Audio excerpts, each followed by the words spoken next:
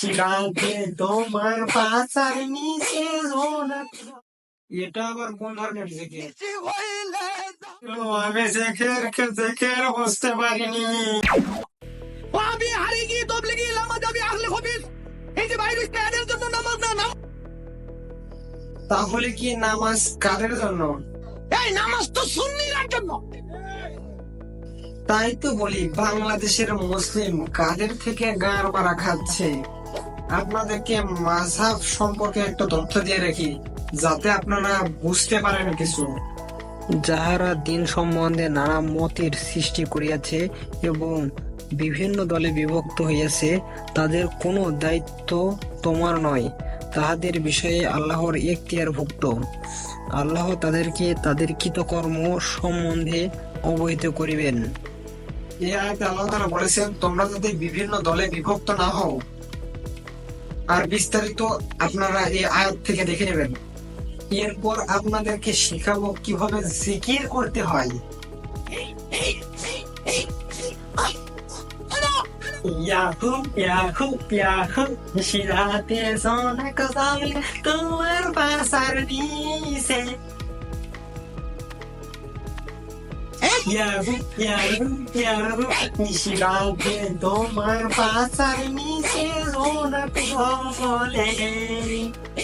আমাদের দেশে এমন কিছু বক্তা আছে যারা মানুষের মস্তক এমন ভাবে হরণ করেছে, তারা মাহফিলে গান করছে না পাগলামি করছে তারা কিছুই বুঝতে পারে না, অথচ তারা মাহফিলে শুনতে গেছে দিন সম্পর্কে আলোচনা।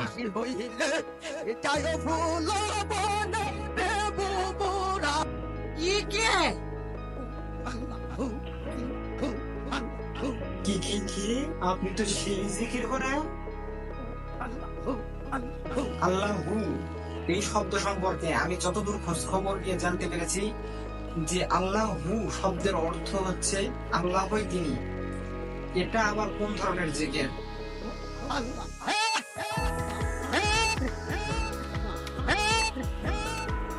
এটা আবার কোন ধরনের জিকির?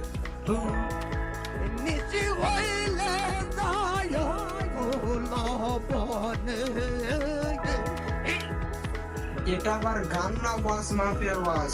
কিছুই বুঝতে পারছি না।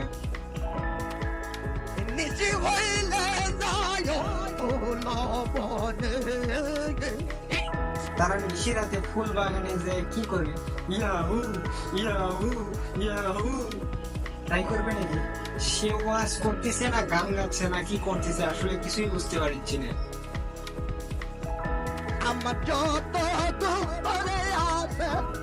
আপনার আমার দুঃখ আছে, আমি তো দেখতেছি আপনার দুঃখর থেকে পাগলা মরিসি।